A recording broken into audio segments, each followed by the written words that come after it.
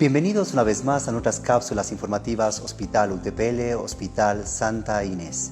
Hoy me encuentro con el doctor Javier Rodrigo Astudillo, quien es médico especializado en medicina familiar y parte del staff HUTPL Santa Inés, con quien vamos a tener un tema muy valioso a tratarse, que es la enfermedad y por qué enfermamos. Bienvenido, doctor. Muchas gracias por la invitación y un saludo a todos quienes nos escuchan en estas cápsulas informativas. Enfermamos porque queremos y porque podemos. ¿Por qué digo queremos y por qué podemos? Porque muchas veces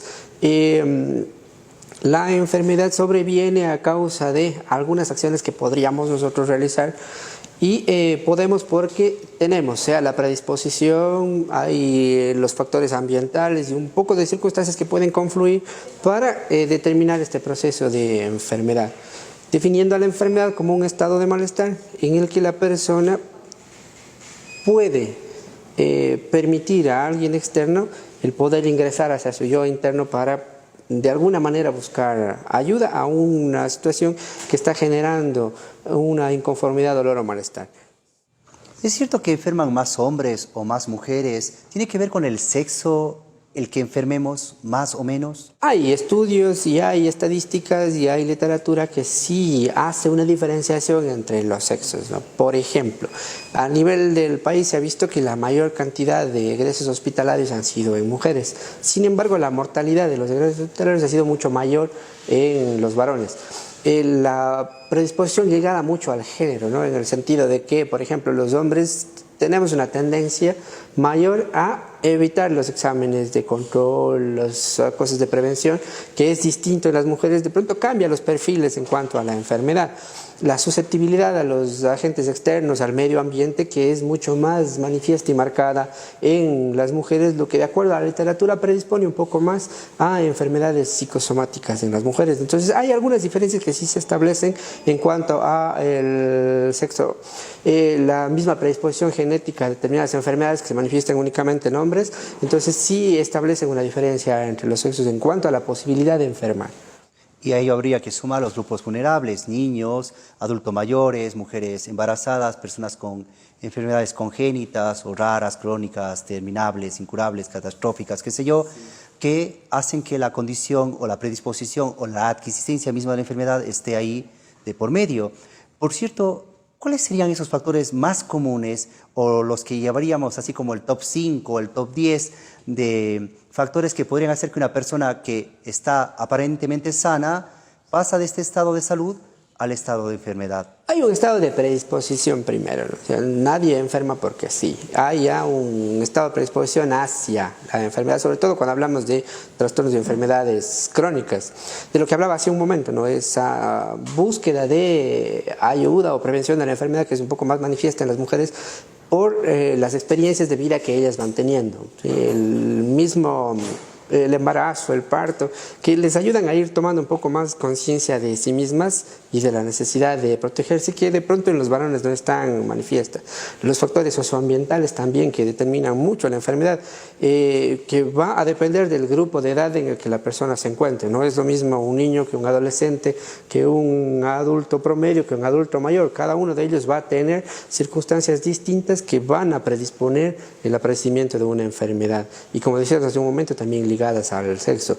No sé si podríamos hablar de un top así estrella de cosas en las que se pudiera, ¿sí? Porque mucho va a depender de las condiciones en las que esté la persona, de las formas o capacidades que tenga o cómo aprendió a ir afrontando determinadas situaciones, de su carga genética, ¿sí? Y los factores socioambientales, socioeconómicos, socioculturales que van a estar alrededor de esta persona.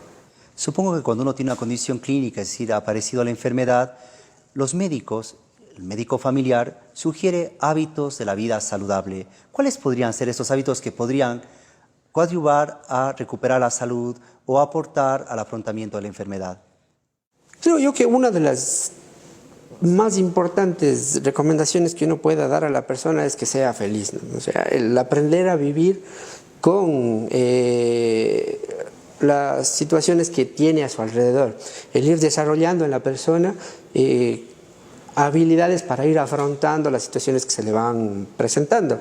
El concepto de la enfermedad trasciende muchas veces la esfera biológica, que es en donde los médicos la mayoría de veces nos centramos. Es decir, entender de pronto cómo la persona está viviendo esa situación, que es mucho más importante que el por qué está pasando eso. Y ahí es importante una máxima que deberíamos todos tener, que es que estamos tratando nosotros a la persona, al enfermo, más no a la enfermedad.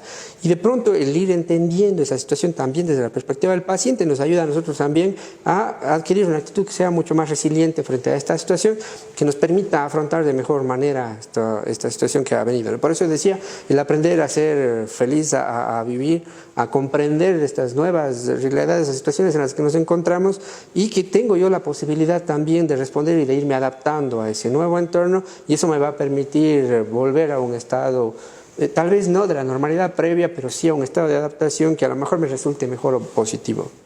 Finalizando este encuentro, este diálogo, ¿qué recomendaciones usted les daría a las personas que nos miran y nos escuchan para tratar de prevenir la aparición de ciertas enfermedades? Porque dice la OMS, más vale prevenir que tratar, y se ha escuchado mucho por ahí esta política de salud. ¿Y qué podríamos hacer en específico como personas para evitar enfermarnos, por llamarlo de alguna manera? Bueno, básicamente los estilos de vida van a ser fundamentales, ¿no? Es decir, cómo yo me alimento, cómo yo vivo, cómo yo me relaciono con las demás personas, cuáles son los hábitos que yo tengo. Y por eso decía al inicio, nos enfermamos porque queremos y porque podemos. Y al hablar de queremos, muchas veces estamos nosotros ayudando a esa predisposición que ya tenemos de enfermar con algunas situaciones de nuestra vida cotidiana que pueden resultar nocivas para nuestra propia salud. El cuidado de la salud viene propiamente desde la misma persona, desde cómo la persona busca un estado de bienestar y de felicidad, y eso le permite estar bien con los demás, y eso obviamente va a traer un estado de ánimo mucho mejor. El estrés es una situación muy importante que sí se lo ha ido en estos últimos tiempos asociando a la enfermedad.